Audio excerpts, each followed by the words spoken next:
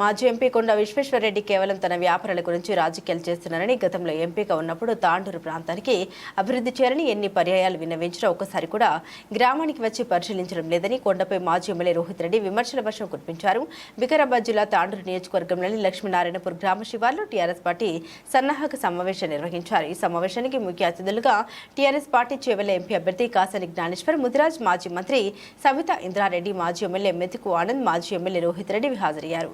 ఈ సందర్భంగా వారు మాట్లాడుతూ కాంగ్రెస్ పార్టీ ఎంపీ అభ్యర్థి గడ్డం రంజిత్ రెడ్డి టీఆర్ఎస్ పార్టీకి మోసం చేసి కాంగ్రెస్ పార్టీలో వెళ్లారని, మిత్రద్రోహం చేశారని మండిపడ్డారు. కాంగ్రెస్ పార్టీ ఉచిత పథకాల పేరుతో ప్రజలకు మోసం చేస్తుందని, 6 గ్యారంటీ స్కీమ్లు ఎప్పుడు అమలు చేస్తారని ప్రశ్నించారు. గ్యారంటీ స్కీమ్లతో ప్రజలకు మోసం చేయడం తప్ప ప్రజల సమస్యల్ని కాంగ్రెస్ పార్టీ పట్టించుకోదని మండిపడ్డారు. కాంగ్రెస్ పార్టీ 6 గ్యారంటీ స్కీమ్లను సత్వరమే అమలు చేయకపోతే స్థానిక ఎమ్మెల్యే మనోహర్ రెడ్డి ఎమ్మెల్యే పదవికి రాజీనామా చేయాలని సవాల్ చేశారు. మనకు కాంగ్రెస్ పార్టీ ఈ మహేందర్ రెడ్డి మోసగాడు అంటే మోసగాళ్లకు మోసగాడు ఈ రేవంత్ రెడ్డి. ఇక మీ అందరికి ఇది ఇచ్చిండు, ఇంటింటికి తిరిగి ఇగో మా గ్యారంటీ కార్డు, దీని పేరేమో పెట్టింది అభయాస్తం అంట, అభయాస్తం అని చెప్పి 6 గ్యారంటీలు ఇచ్చిండు. మంచిగా చూడండి, దీని మీద 2 గజ దొంగల సంతకాలు ఉన్నాయి, మోసగాళ్ళై. ఒకటేమో రేవంత్ రెడ్డి, ఇంకోటేమో బట్టి విక్రమార్క అని చెప్పి మన తెలంగాణ రాష్ట్ర వ్యాప్తంగా ప్రతి ఇంటికి ప్రతి పేదవాళ్లకు ఆశ చూపించారు. ఇవి 6 గ్యారంటీలు అన్నారు, కానీ దీంట్లో 13 హామీలు ఉన్నాయి. వాళ్ళకి తెలుసు ఏమని, తెలంగాణలో వాళ్ళు గెలవలేరు. ఎందుకు? రైతులందరికీ కేసీఆర్ బీఆర్ఎస్ ప్రభుత్వం బ్రహ్మాండంగా చూసుకుంటుంది. రైతు బంధు ఇస్తుంది, రైతు బీమా ఇస్తుంది, రైతు పండించిన ధాన్యాన్ని కొనుగోలు చేస్తుంది. కాబట్టి రైతుల ఓట్లు పడవని చెప్పి ఆ గజమోసగాడు ఏం చేసిండు, రైతులకు 10,000 ఇస్తానని బీఆర్ఎస్ ప్రభుత్వం ఇస్తుంది అని చెప్పి 15,000 ఆశ చూపించిండు. కౌలు రైతులకు 12,000 ఇస్తానని ఆశ చూపించిండు. ఇక వరి పండించేటోళ్ళకైతే 500 రూపాయలు క్వింటల్ కి బోనస్ ఇస్తా అని చెప్పిండు. రైతులను ఈ విధంగా మోసం చేసిండు. ఇక మహిళల విషయకు, మన అమ్మలకు, అక్కలకు, మన పెద్ద మనుషులకు ఏం చేసిండు, పెద్ద మనుషులు పెన్షన్లు ఎవరెవరికైతే వస్తున్నాయో ఇది పక్క కేసీఆర్ ఓట్లే అని చెప్పి తెలుసుకొని ఇక వాళ్ళకు కూడా ఆశ పెట్టిండు. 2,000 ఇస్తున్న బీఆర్ఎస్ ని కాదని 4,000 ఇస్తా అని చెప్పి ఆశ చూపించిండు. ఆశ చూపించి ఈ రోజు పాపం ఆ పెద్ద మనుషులు, వృద్ధులు ఈ రోజు కాళ్లకు చెప్పులు అరిగిపోయేలాగా తిరిగేటట్టు చేస్తున్న దౌర్భాగ్యులు ఈ కాంగ్రెస్ వాళ్ళు అనే విషయాన్ని మనం గుర్తించాలి. ఒక్కసారి గుర్తు చేసుకోండి. ఇప్పుడే మా ఆనంద్ చెప్తా ఉన్నాడు, పక్కన ఏం మాట్లాడిండు ఒకసారి చూపియండి మేడం. ఏం చెప్పినాడు? 2-3 అడగండి చాలు. రోహిత్ అన్ని చెప్పినాడు అని చెప్తా ఉన్నాడు.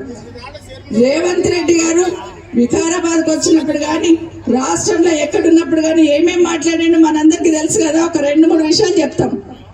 ఇప్పుడు తీసుకుంటే 10,000 వస్తుంది రైతు బంధు. కాంగ్రెస్ అధికారంలోకి వస్తే 15,000 వస్తాయి. వచ్చిందా? 2 లక్షల రుణమాఫీ గురించి రుణమాఫీ అయిన వాళ్ళందరూ ఎంబడి పోయి మళ్ళీ 2 లక్షల రుణం తెచ్చుకొని డిసెంబర్ 9 నాడు నేను మాఫీ చేస్తా.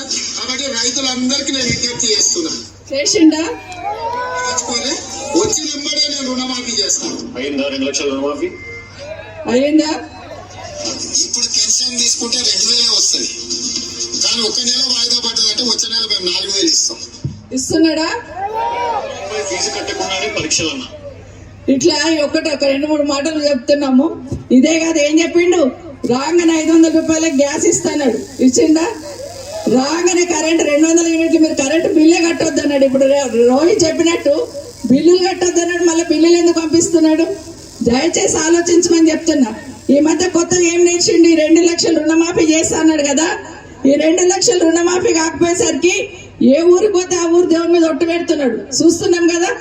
యాదగిరి గుట్ట పోతేనేమో నరసింహస్వామి మీద ఒట్టు పెట్టే, గద్వాలు పోతేనేమో అక్కడ అమ్మవారి మీద ఒట్టు పెట్టే, అక్కడ పోతేనేమో సిరిసిల్ల పోతేనేమో వేములవాడ దేవుడి మీద ఒట్టు పెట్టే.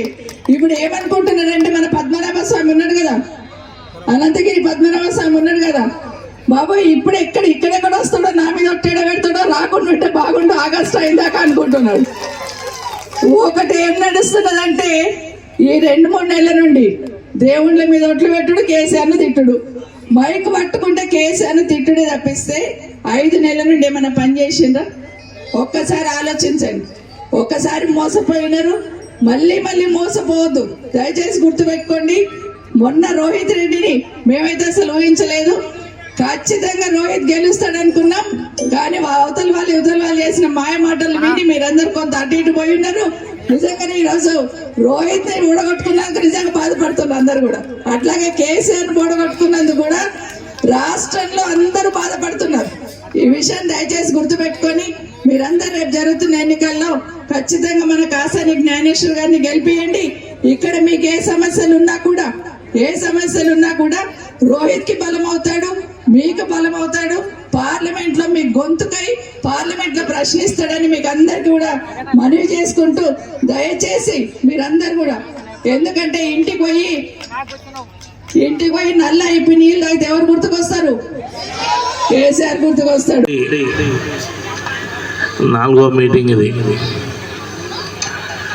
తప్పకుండా లాస్ట్లో తాండూరు రావాలని కోరిక మీద ఇక్కడ రావడం జరిగింది. మీ మిత్రుడు, మా మిత్రుడు, మీ యోగిచోరం చెప్పిన తర్వాత ఇంకా ఏం మిగిలలే ఆనందం అన్నట్టుగా. జర ఆపునా మిత్రులారా, 13వ తారీఖున ఉదయం ఈవీఎం మిషన్లో 1వ నంబర్ మీద కారు గుర్తుకు ఓటేసి మమ్మల్ని గెలిపించవలసిందిగా మిమ్మల్ని అందరినీ ప్రార్థిస్తున్నాం. ఎందుకంటే ఇంతకుముందు చెప్పినట్టుగా మన పెద్దలు మాజీ ముఖ్యమంత్రి వర్యులు మీ మీద నమ్మకంతో తప్పకుండా చేవెళ్ళ ప్రాంతంలో బీసీలకు ఒక ఛాన్స్ ఇవ్వాలన్న ఉద్దేశంతో ఆయన నమ్మకాన్ని పెట్టి చేవెళ్ళ ప్రాంతంలో మరి పెద్దలు సత్యనారాయణ రెడ్డి గారు మిగతా మిత్రులందరికీ వాళ్ళ కోరిక మీద నాకు ఇవ్వడం జరిగింది. మిత్రులారా, నేను కూడా 5 సంవత్సరాలు ఉమ్మడి రంగారెడ్డి జిల్లాలో జిల్లా పరిషత్ చైర్మన్గా పనిచేసిన. మీ అందరి యొక్క ఆశలకు, మీ అందరి యొక్క ఆశీర్వాదం కొరకు ఆ రోజు గ్రామాన తిరగవలసిన అవసరం వచ్చింది. అన్ని ప్రాంతాలు తిరిగాను నేను. అప్పుడు నా ఎంబడి జిల్లా పరిషత్ మెంబర్గా మాధవరెడ్డి గారు కూడా ఉన్నారు. ఆయన ఇప్పుడు ఈ స్టేజ్ మీద కూడా ఉన్నారు. చక్కగా 5 సంవత్సరాలు పూర్తిగా కార్యక్రమాన్ని చేస్తుంది. మిత్రులారా, మంచి కార్యక్రమం చేసిన సందర్భాలు ఉన్నాయి. మళ్ళొకసారి కాలాతీతమైంది.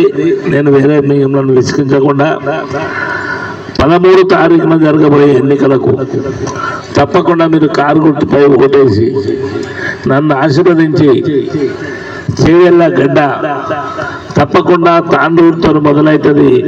ఈ విజయకేతనం ఎగిరేసి మరి కేసీఆర్ గారికి గిఫ్ట్గా ఇవ్వాలనేది మా అందరి కోరిక, మీ కోరిక. ఈ సభను చూసిన తర్వాత ఎలాంటి సందేహం లేదు, చేవెళ్ళ గడ్డ మీద తప్పకుండా బీఆర్ఎస్ జెండా ఎగరవేస్తామన్న నమ్మకం మనందరికీ ఉంది.